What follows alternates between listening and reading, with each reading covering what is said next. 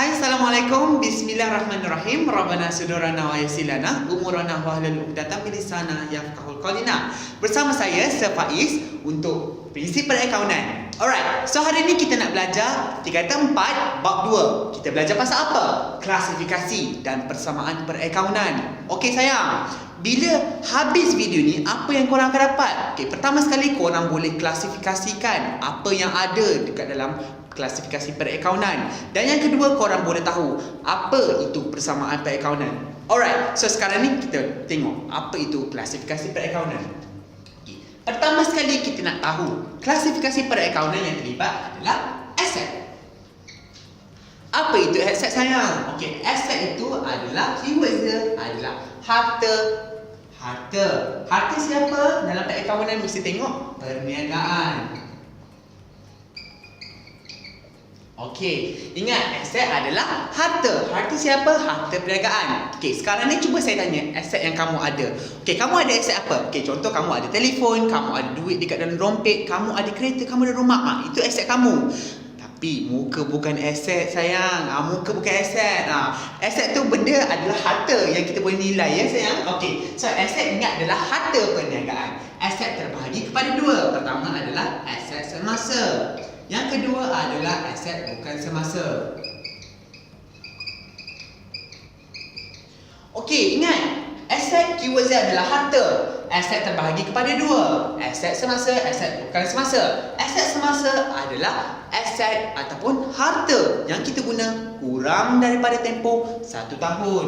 Pertama sekali adalah tunai. Tunai di tangan, maksudnya cash in hand lah. Duit dekat dalam tangan, duit dalam poket, itu tunai di tangan lah tu. Yang kedua, tunai di bank. Tunai di bank ni duit dekat dalam bank. Yang berkepuk dalam bank tu, itu adalah tunai di bank.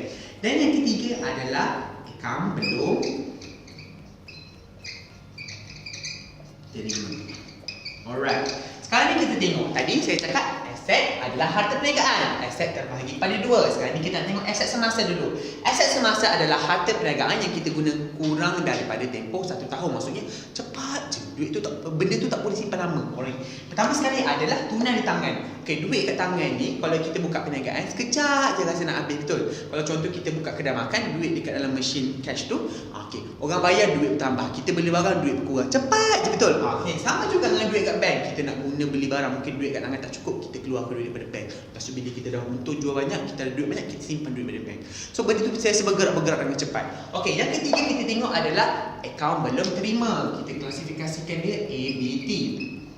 Okey, ABT ni apa pula? Okey, ABT ni adalah yang kita jual barang ataupun jual inventory kepada ABT. Kita jual barang secara kredit. Okey, kita jual barang secara kredit ataupun secara hutang. Okey, keyword dia secara hutang dan kita belum lagi terima duit daripada dia. Okey, once kita terima duit daripada dia, dia akan jadi aset tak? Dia akan jadi aset sayang. Dia akan jadi harta kita kan? Akan jadi. Tapi ABT ni perlu bayar kita kurang daripada tempoh 1 tahun. Yelah sayang, siapa nak hutang lama, siapa pun nak rugi lama kan? Kita pun mesti nak duit untuk turn over balik, betul? Okey, itu adalah contoh aset semasa. Sekarang ni kita tengok aset bukan semasa. Aset bukan semasa adalah harta juga, tapi yang kita guna lebih daripada 1 tahun. Contoh, kenderaan, mesin, jentera, alatan pejabat.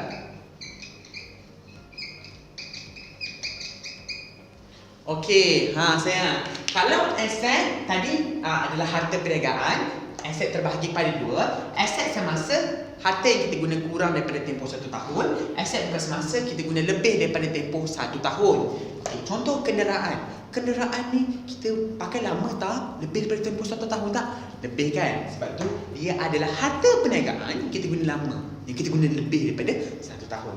Mesin, jentera, alat pejabat pun sama. Kita guna lebih daripada tempoh 1 tahun. Kita guna lama sayang. Okey, itu adalah contoh dia. Alright, sekarang ni kita tengok klasifikasi yang kedua, iaitu liability.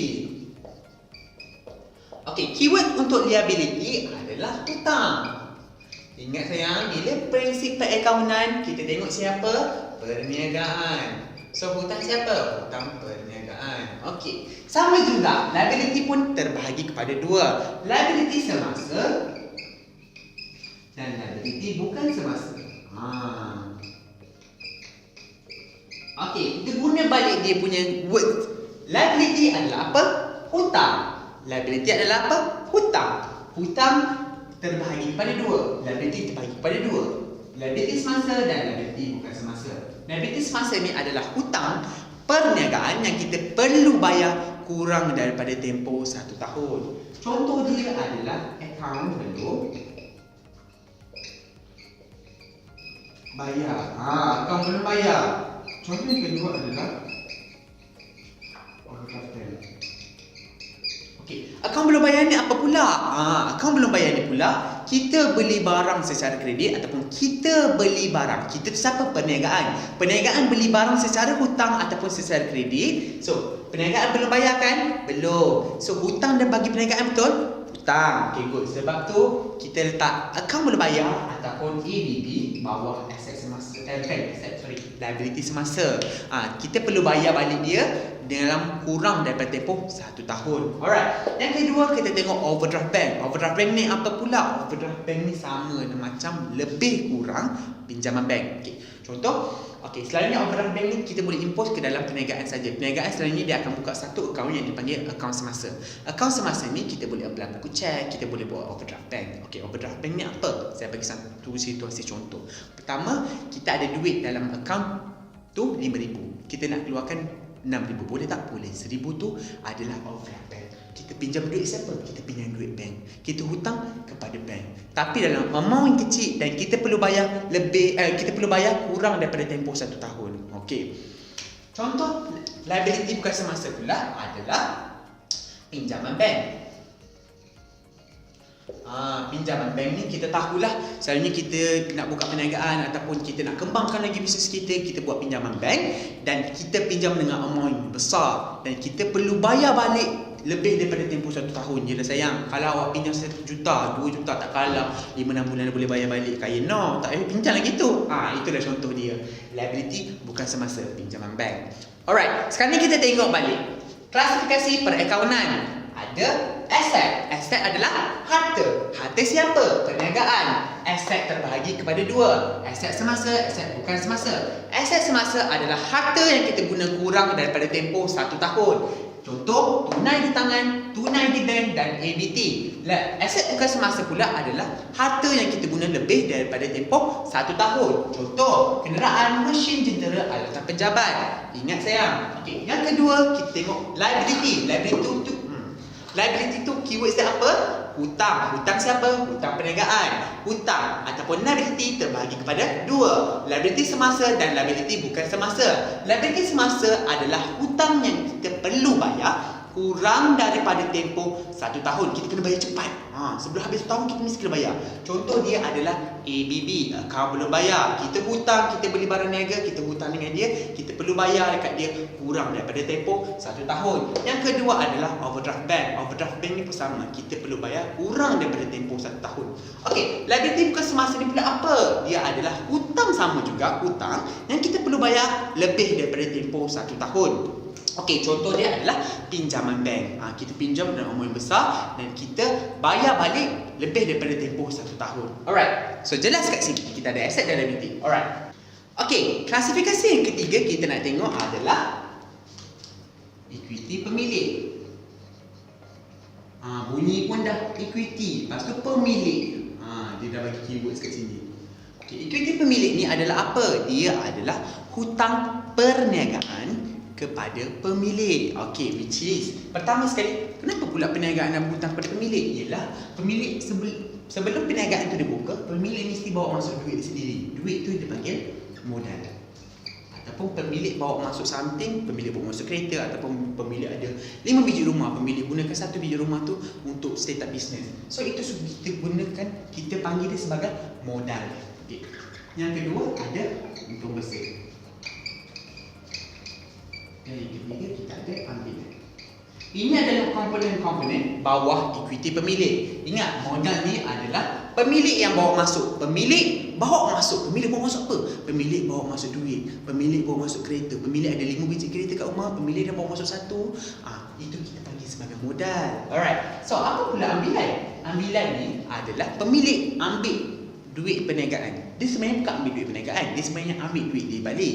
Tapi sebenarnya tapi kita tak boleh nak klasifikasikan itu duit pemilik. Kita kena cakap itu duit perniagaan. So bila pemilik nak ambil, kita cakap itu sebagai ambilan. Dia sebenarnya akan mengurangkan modal juga. Dia adalah ambilan, adalah catatan kontra untuk modal.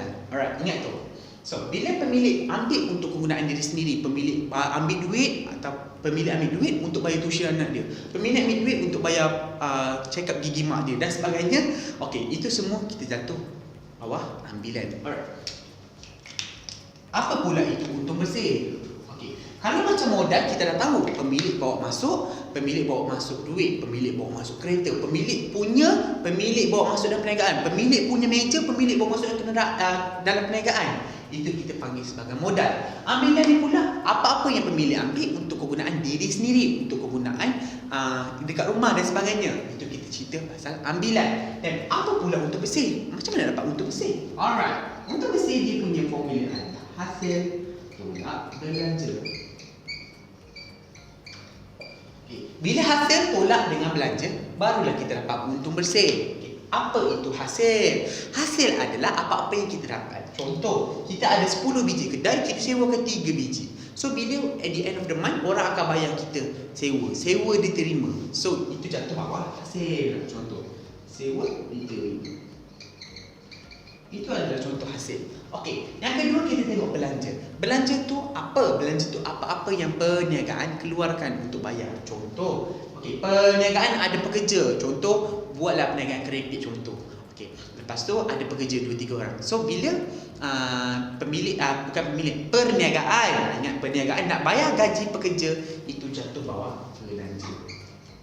Okay, lepas tu perniagaan ada kedai, perniagaan nak pasang api, air, bil telefon dan sebagainya. Perniagaan bayar sebagai kadar bayaran ataupun bil utility kan. Itu pun jatuh bawah belanja. Alright. So, itu dah faham? So, ingat, bawah komponen equity adalah modal tambah untung bersih tolak ambilan. Macam mana dapatkan untung bersih? Hasil tolak belanja. Okey, bila dia melibatkan hasil, dia mesti menambahkan untung bersih. Bila dia melibatkan belanja, dia mesti mengurangkan untung bersih. Okey, sekarang ni kita dah tahu semua klasifikasi yang ada dalam perakaunan. Sekarang ni kita nak tengok apa itu persamaan. Persamaan perakaunan, kita guna balik klasifikasi yang kita belajar tadi. Ada berapa? Ada 3. Kita guna konsep ALE. ALE. Apa natang ALE pula tu? A stand for asset. L stand for liability. EP ni equity pemilik. Okey. Sekarang ni kita nak tengok. Okey, sekarang ni kita nak tengok dia berada di debit atau credit side. Pertama sekali, asset bila dia bertambah dia akan jadi belah debit. Bila dia kurang dia akan jadi belah kredit. Liability dan equity dia bertambah belah kredit. Dia kurang belah debit. Okey, ikut saya. Aset tambah debit, aset tolak kredit. Liability equity tambah kredit, liability equity tolak debit. Ingat tu sayang. Okey. So sekarang kita dah tahu. Kita dah ada persamaan dia. Ingat, persamaan dia adalah aset dia mesti seorang, dia tak ada gang. Dia mesti seorang. Aset mesti sama dengan liability tambah equity pemilik. Kalau contoh aset adalah jumlah aset adalah 3. Kita nak seimbangkan dua-dua ni ataupun persamaan. Persamaan mesti nak samakan dua-dua belah kan. Sama dengan liability kita ada 2. Berapa equity? Equity adalah 1. 2 tambah 1 3 betul. So 3 dengan 3 sama tak? Sama. Itulah kita panggil persamaan perakaunan. Sama tak? Sama. Apa yang sama? Aset mesti sama dengan liability dan equity. Equity dengan liability bertambah, boom meletup, jadilah amount asset. Dia mesti bergabung dua ni jadi amount ni. So sama. Sebab tu kita panggil dia persamaan perakaunan. Alright.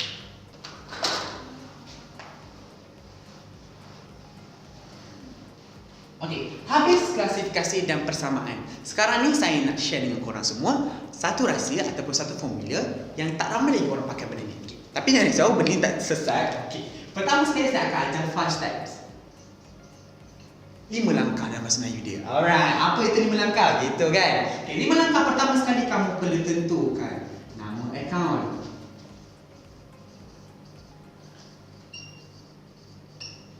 Okey, step yang kedua kamu perlu tentukan klasifikasi.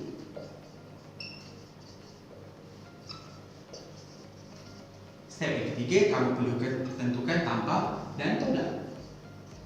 Step yang keempat kamu perlu tentukan debit dan kredit. Dan sebab dua-dua mesti ada debit dan mesti ada kredit. Okey, dan yang kelima kamu perlu tentukan jumlah. Okey, 5 step ni sangat penting ya. Sebelum kita buat dalam bab 2 tingkatan 4 ni kita belajar pasal persamaan perakaunan. Dia akan bagi ayat-ayat disuruh kita move ke dalam kotak. Macam mana student tak confused? Kita kena buat step by step. Sebelum berjalan kita kena merangkak. Ini dia, kita nak merangkak ni. Alright. So sekarang pertama sekali kita perlu tentukan nama account yang terlibat. Okey, yang kedua kita tentukan klasifikasi. Ingat, klasifikasi ada 3 saja. Apa? Alif. Guna balik konsep alif.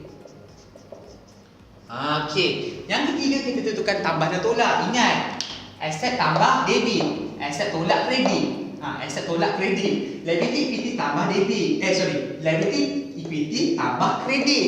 Liability equity tolak debit. Guna balik konsep tadi. Ingat, aset tambah debit, aset tolak kredit. Liability equity tambah kredit. Liability equity tolak debit. Alright. Lepas tu last sekali kita tentukan jumlah dia. Okey, selanjutnya dalam soalan tu dia akan bagi 2 akaun yang terlibat dan mungkin boleh jadi 3. Kita kena baca soalan tu betul-betul. Okey, setakat ni faham tak apa yang saya ajar? Okey. Pertama sekali tadi saya recap balik apa yang kita belajar. Pertama sekali kita belajar pasal klasifikasi terlibat. 3. Apa dia? Asset, liability, equity. Asset adalah apa? Harta perniagaan. Asset adalah harta perniagaan. Aset terbahagi kepada 2, aset semasa dan aset bukan semasa. Aset semasa adalah harta perniagaan yang kita guna kurang daripada tempoh 1 tahun. Aset bukan semasa adalah harta perniagaan yang kita guna lebih daripada tempoh 1 tahun. Contoh aset semasa, tunai di tangan, tunai di bank, ABT.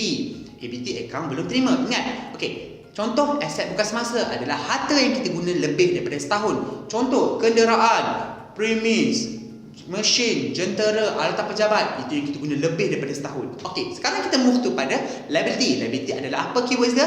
Hutang. Liability adalah apa? Hutang. Hutang siapa? Hutang perniagaan. Liability pun terbahagi kepada 2. Liability semasa dan liability bukan semasa. Liability semasa adalah hutang perniagaan yang kita perlu bayar kurang daripada tempoh 1 tahun. Liability bukan semasa adalah hutang yang kita perlu bayar lebih daripada tempoh 1 tahun. Liability semasa contoh dia adalah ABB. ABB itu apa sayang? Akaun belum bayar. Okay, kita beli barang daripada supplier, kita beli barang secara kredit, kita beli barang secara hutang. Kredit itu adalah term hutang. Kita beli barang secara kredit ataupun hutang. Kita yang belum bayar betul, hutang bagi kita betul, sebab tu di bawah liability semasa sayang. Tapi kita perlu bayar dia kurang daripada tempoh 1 tahun. Yelah, dia pun nak untung juga kan. Kesian dia, kita dah ambil barang ni tak bayar dia. Okey, kita perlu bayar tapi kurang daripada tempoh 1 tahun. Dia pun nak turnover balik dia punya duit betul. Alright. So, yang kedua tadi kita tengok liability bukan semasa adalah hutang yang kita perlu bayar lebih daripada tempoh 1 tahun. Contoh pinjaman bank. Selalunya bisnes nak kembangkan bisnes dia, so dia akan buat pinjaman bank dalam amount yang besar-besar selalunya. Contohnya 500,000 contoh. Bila kita pinjam amount yang besar tu, kita nak bayar balik bank, kita perlu bayar dia lebih daripada tempoh 1 tahun. Selalunya mungkin 5-6 tahun. Yelah, kalau awak pinjam 1-2 juta ke contoh, takkan 5-6 bulan settle. Macam tu baik tak payah pinjam kan, dah kaya benar. Itu contoh dia. Maksudnya liability bukan semasa adalah hutang yang kita perlu bayar lebih daripada tempoh 1 tahun. Lepas tu, klasifikasi yang ketiga kita tengok tadi adalah equity pemilik. Equity pemilik adalah hutang perniagaan kepada pemilik. Komponen bawah equity adalah modal tambah untung bersih tolak ambilan. Modal tambah untung bersih tolak ambilan. Macam mana nak dapatkan modal? Modal adalah apa-apa yang pemilik bawa masuk ke dalam perniagaan. Pemilik bawa masuk duit, pemilik bawa masuk kereta, pemilik bawa masuk apa-apa dia punya sendiri, dia bawa masuk dalam perniagaan, itu panggil sebagai modal. Apa pula untung bersih? Macam mana dapatkan untung bersih? Dia punya formula adalah hasil tolak dengan belanja. Hasil tolak dengan belanja.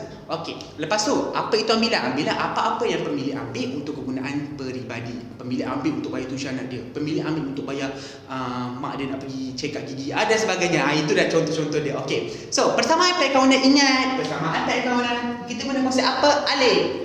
Aset sama dengan liability tambah equity pemilik. Saya pun dah berbual liability kan. Liability saya. Aset sama dengan liability tambah equity pemilik.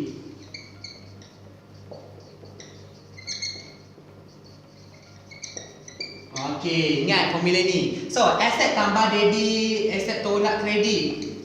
Liability equity tambah kredit. Liability equity tolak debit. Ingat ni saja. Okey, untuk video kali ni saya akan sampai sini saja. Jangan lupa like, share dan subscribe kita punya channel. Untuk next video saya akan further kita punya 5 step dan macam mana nak tackle soalan. Okey? See you. Assalamualaikum.